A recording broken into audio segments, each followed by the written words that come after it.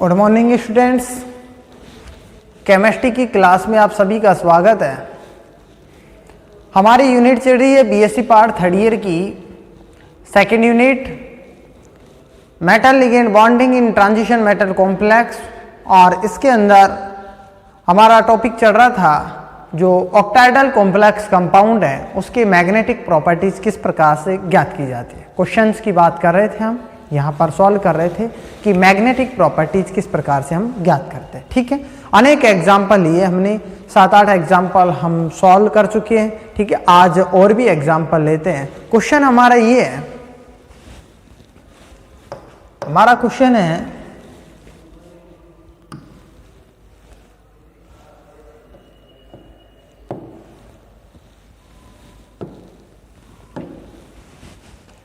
निम्न संकुल यौगिकों की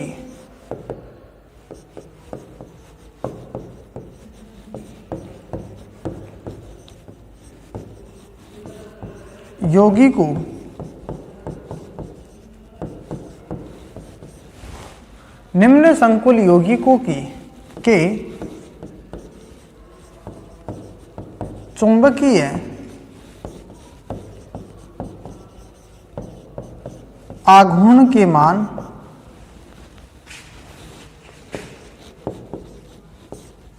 CFT के आधार पर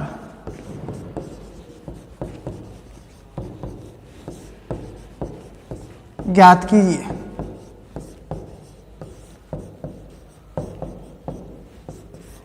CFT के आधार पर ज्ञात कीजिए। हम एग्जाम्पल लेंगे, यहां पर हम एग्जाम्पल की बात करते हैं। तो देखो हमारे एग्जाम्पल हैं CO, Cl, Cn, En का हल twice, sorry CO, Cl, ONO, En का हल twice, CO, Cl, ONO, En का हल twice -1, sorry CO, Cl, ONO, En का होल ट्वाइस +1। ये हमारा कॉम्प्लेक्स कंपाउंड है। इसके अंदर हम मैग्नेटिक प्रॉपर्टीज की बात करेंगे। देखो यहाँ पर क्लोरीन है वो वीक लिगेंड है, लेकिन यहाँ देखो ONO और En है वो क्या है, स्ट्रॉन्ग लिगेंड है। जब एक भी स्ट्रॉन्ग लिगेंड पाया जाता है तो मॉलिक्यूल्स होते हैं उसके अंदर यदि एक स्ट्रॉन्ग लिगेंड पाया जाता है तो इसकी स्प्लिटिंग होती है वो ज़्यादा पाई जाती है। जब स्प्लिटिंग ज़्यादा होती है तो delta O is greater than होता है पाई की तुलना में, अर्थात जो विपाटन ऊर्जा का मान होता है वो ज़्यादा होता है तुलना में किसके, पेयरिंग एनर्जी की तुलना में। ठीक है, स्प्लिटिंग एनर्जी का मान ज़्यादा होता है पेयरिंग एनर्जी की तुलना में। तो यहाँ हम बात करें CO की ऑक्सीडेशन स्टेट की बात करते हैं तो X ये -1 ये इसका मान 0 होता है, बराबर में +1, तो x बराबर ये माइनस उधर जाएंगे प्लस, तो प्लस का 3, अर्थात CO की ऑक्सीडेशन यहाँ +3 पाई जा रही है।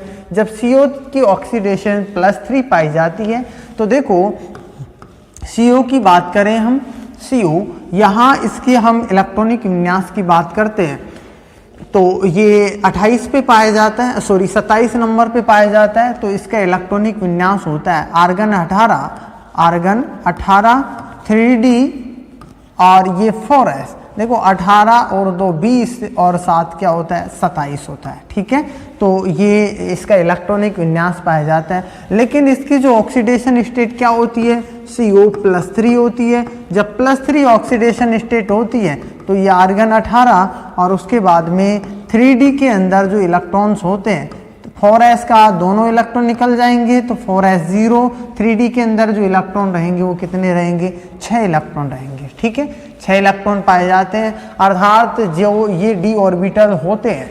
ठीक है, ये d ऑर्बिटल की हम बात करें तो d ऑर्बिटल के अंदर ये जो d ऑर्बिटल होते हैं 5 d ऑर्बिटल होते हैं। ठीक है, इनके अंदर जो इलेक्ट्रॉन्स होते हैं वो 6 इलेक्ट्रॉन पाए जाते हैं।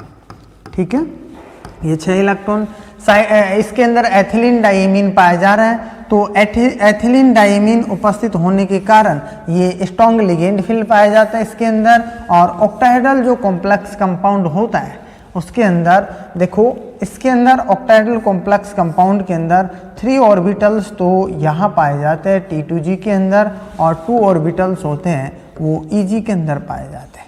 ठीक है, अब हम बात करें इसके अंदर कि इसका जो डेल्टा O होता है, ये जो डेल्टा O का मान होता है, ये डेल्टा O का मान होता है, अर्थात ये स्प्लिटिंग एनर्जी होती है वो ज़्यादा होती है। अर्थात जो स्ट्रॉन्ग लिगेंड यदि पाया जाता है तो स्ट्रॉन्ग लिगेंड के अंदर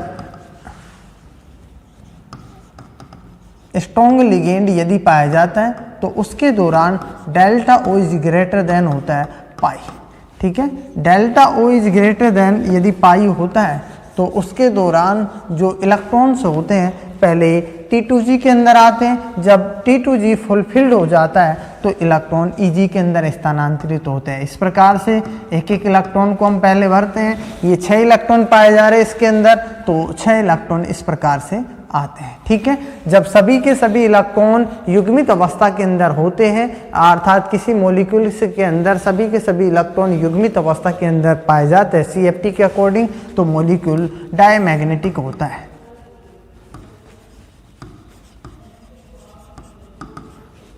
डायमैग्नेटिक नेचर का होता है। ठीक है, अब हम इसके अंदर म्यू की बात करते हैं तो म्यू बराबर होता है, यहाँ म्यू बराबर √n+2 और मैग्नेटॉन, और यहाँ जो n बराबर है 0 है तो म्यू बराबर यहाँ हमारे को 0 प्राप्त होता है।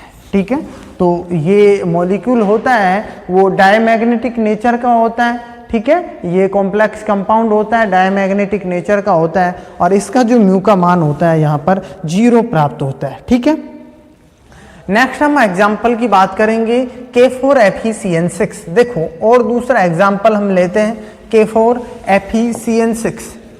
K4FeCN6 ये हमारा एग्जाम्पल है।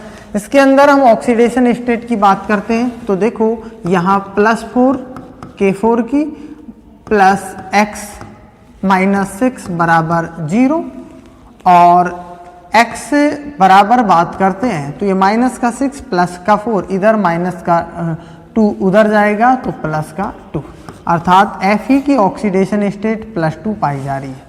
ठीक है, जब Fe की ऑक्सीडेशन स्टेट +2 पाई जाती है तो Fe का हम इलेक्ट्रॉनिक विन्यास लिखते हैं तो देखो Fe 26 नंबर पे पाया जाता है, आर्गन 18।